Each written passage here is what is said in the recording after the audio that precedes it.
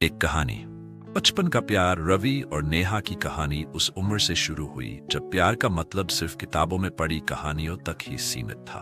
10वीं क्लास में पहली बार जब दोनों ने एक दूसरे को देखा तो ऐसा लगा जैसे कोई अजनबी एहसास दिल में जगह बनाने की कोशिश कर रहा हो।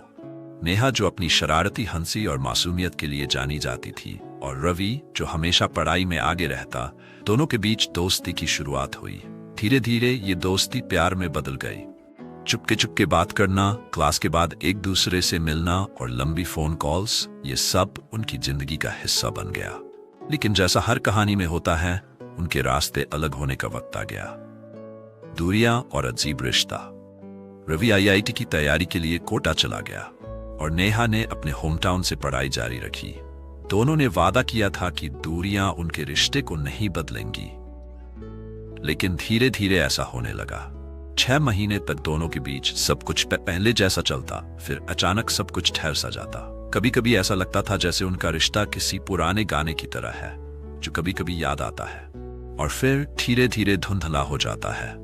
ग्रेजुएशन के लिए नेहा ग्वालियर चली गई और रवि इंदौर। अब उनके बीच की दूरी सिर्फ किलोमीटर तक सीमित नहीं थी, वे उनकी बातों और भावनाओं में भी दिखने लगी थी।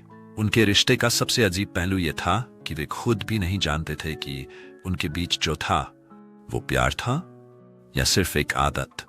प्यार था या आदत। जब वे बात करते तो लगता सब कुछ ठीक है, लेकिन जब महीनों तक कोई बात नहीं होती तो दोनों में से किसी ने एक दूसरे को खोजने की कोशिश नहीं की। रवि को लगता कि शायद नेहा खुश है और नेहा सोचती कि शायद रवि व्यस्त है। उनके ग्रेजुएशन के 4 साल ऐसे ही बीत गए। कभी कभी बात होती, कभी कभी महीनों की खामोशी। दोनों के दिल में कहीं न कहीं ये सवाल था कि ये रिश्ता आखिर है क्या, लेकिन किसी ने कभी ये पूछने की हिम्मत नहीं की।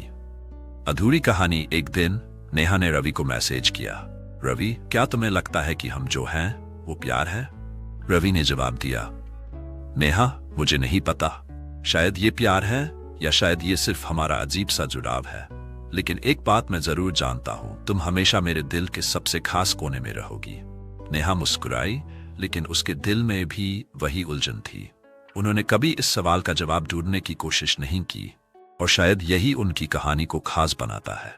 कभी कभी अधूरी कहानियां ही सबसे ज्यादा यादगार होती है।